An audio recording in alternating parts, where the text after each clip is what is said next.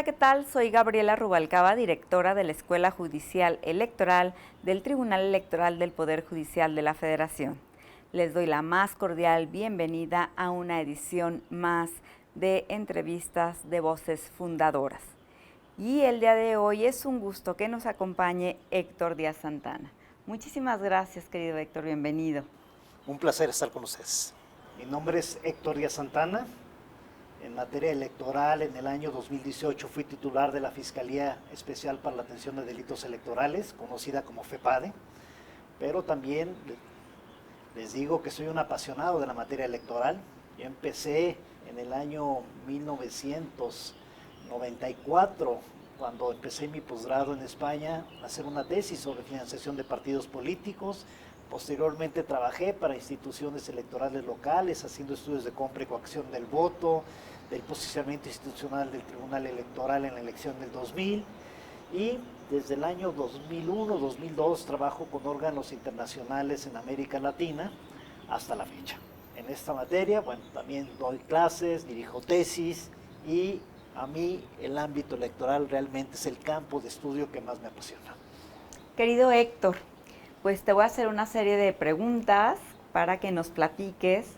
Y la primera es, ¿en qué momento te involucraste en la materia electoral?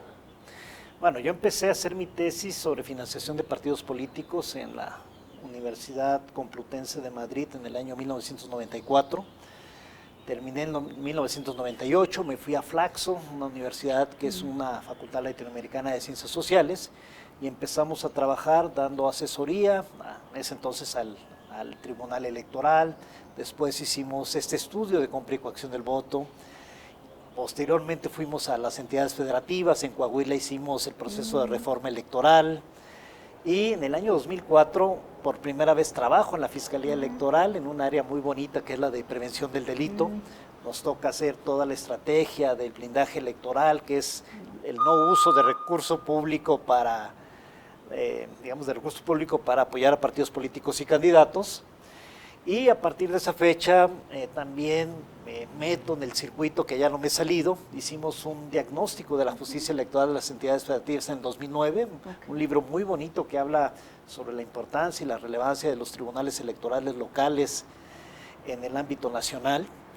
Y bueno, de ahí pues trabajé mucho en el área internacional, como en 12 países, haciendo estudios sobre compra y coacción del voto, financiación de partidos, fiscalización, y con PNUD y con el Centro Carter hacíamos estudios muy bonitos que se dicen estudios de caso.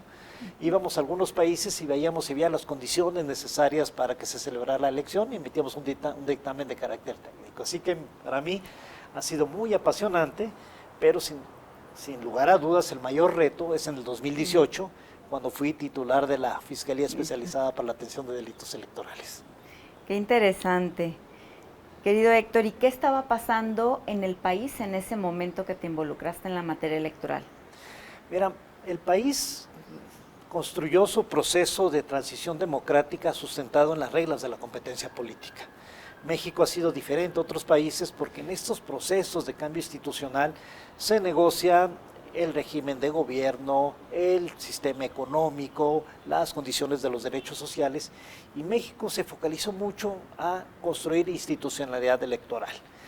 En ese entonces yo lo que vi es que ya la organización de la elección y la forma como se iba a desarrollar estaba perfectamente bien sustentada, y yo me fui a los temas de condición de competencia política. Creo que era muy importante que los actores políticos pudieran participar en igualdad de circunstancias, y es por eso que empecé a trabajar en temas de financiación de partidos políticos, y después me metí al tema de delitos electorales y de compra del voto, porque también es parte de la competencia política en un país donde tenemos el mejor sistema electoral del mundo, pero también tenemos el sistema en el cual la justicia electoral, como tú sabes mejor que yo, es muy recorrida. No hay un país en el mundo que el Tribunal Electoral Federal conozca de tantos casos. Aquí del año 96 a la fecha llevan más de 260,000 casos. No hay un lugar en el mundo. Eso tiene una ventaja y una desventaja. La ventaja es que tiene una riqueza jurisprudencial digamos, en todas las interpretaciones que hacen de la ley. La desventaja es que nos ha puesto punto final a un sistema electoral que tiene una gran tensión por la falta de condiciones de cumplimiento de las disposiciones electorales, ¿no? Creo que ese es el gran problema que tiene el país a la fecha. ¿Y qué te tocó vivir y cómo consideras que fuiste parte de la construcción de la democracia? Bueno, cuando yo estuve en FEPADE, las primeras preguntas que te hacían es: ¿a cuánta gente vas a meter a la cárcel? FEPADE para mí es una institución muy bonita, es una institución que, además de procurar justicia penal y electoral, se suma a lo que le llamamos la trilogía electoral. ¿Qué pasa? El Instituto Nacional Electoral organiza la elección, el tribunal conoce de los recursos que presenten los partidos políticos y los particulares, pero la Fiscalía no solamente se dedica al tema de procurar justicia penal electoral, ¿no? Aplicar la ley en materia de delitos electorales, sino que por su condición de un órgano, digamos, biinstancial, que es de procuración de justicia y está dentro del sistema electoral, una de las cosas que hace y que no se ve es apoyar a las instituciones electorales para que exista paz pública durante el proceso electoral, para que no exista conflictividad electoral, para inhibir cierto tipo de conductas que quieran afectar las condiciones digamos, de equidad, de competencia política, y es una institución que pues tiene la capacidad de tener una línea muy directa con policías para garantizar la paz pública, con instituciones de seguridad y justicia de todo el país, y que en un momento dado puede ser un enlace entre órganos autónomos y poderes ejecutivos, tanto federales como locales. Muy bien. ¿Cuáles son las áreas de oportunidad de nuestro sistema democrático actual? Bueno, reitero, México es el mejor sistema electoral del mundo en lo que constituye la organización de la elección. México es como todo el mundo lo dice, es un sistema electoral que se hace desde una visión de la desconfianza. Por eso cada una de las etapas del proceso electoral está sumamente reglamentada y sumamente resguardada. Es transparente, es pública y existen mecanismos de impugnación precisos. ¿Cuál es el área de oportunidad? Para mí unas cosas son las condiciones objetivas que dice la ley y por lo otro son las condiciones subjetivas. Es el comportamiento de actores políticos y ciudadanos.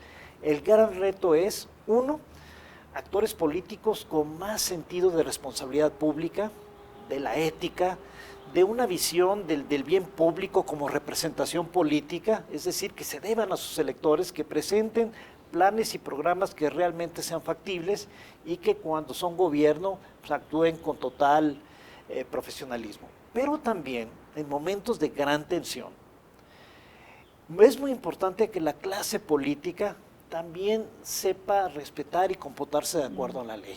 Tensionar a las autoridades electorales no es bueno y el mecanismo de autocontención es lo que tiene que ser su premisa fundamental. ¿Por qué? Hemos visto, la historia nos lo ha dicho, que a veces hay políticos que no ganan la elección y impugnan, no solamente impugnan, sino que convocan a marchas públicas y generan un proceso de alta tensión social que no ayuda a la legitimidad democrática. Pero creo que también el otro reto es los ciudadanos. Hablamos de cultura política, de cultura ciudadana. El ciudadano tiene la obligación de emitir su voto racional, de ver las propuestas, de ver los antecedentes, de ver cuál es la mejor opción, porque lo que ellos en un momento dado puedan elegir de manera libre y secreta es el futuro que van a tener.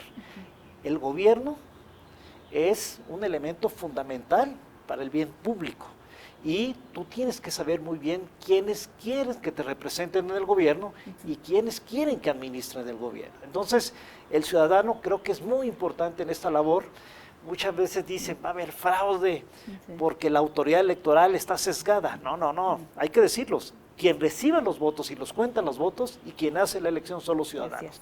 Entonces, tanto en el ámbito de votar como de su responsabilidad como funcionario electoral ese día de la elección es muy importante y de ellos depende que tengamos una buena elección. Muy interesante. Y si en tus manos estuviera una reforma, ¿qué propondrías? Creo que hay que trabajar en un esquema muy claro. En México hacemos muchos experimentos y ya perdí la cuenta. Se hablaba que llevamos 7 reformas estructurales en materia electoral. Bueno, lo más importante es que lo que funcione bien, no lo muevas, no lo toques, no lo modifiques. ¿Sí? No trates de hacer, digamos, algún tipo de modificación normativa de instituciones y de normas que te permiten tener elecciones libres y legítimas. México es el país en el mundo que mejor organiza elecciones. 99.6% de mesas electorales se abren. Se imprimen las boletas, se reparten, se abren las mesas electorales, se reciben los votos, se cuentan, se emiten las actas correspondientes y de una manera muy rápida tenemos los resultados. Eso está muy bien. Hay que seguir protegiéndolo. Para mí, la gran oportunidad son temas nuevos. Primero, el de condiciones de competencia política. Eso tenemos que trabajar mucho en financiación de partidos políticos, en fiscalización y evitar a toda costa que el financiamiento irregular y proveniente del narcotráfico llegue a alterar el proceso electoral. El otro tema es evitar la violencia. La disputa del poder político por medio de la violencia, de las guerras, se dio hace siglos, en el medievo, hasta el siglo XVI y XVII. Ahora por eso volvemos a la civilidad democrática. Entonces creo que debe haber una política de Estado de pacificación y sobre todo durante los procesos electorales. Y tercero, el tema que creo que hay que seguir trabajando en acciones de carácter afirmativa en la reivindicación de derechos de la mujer.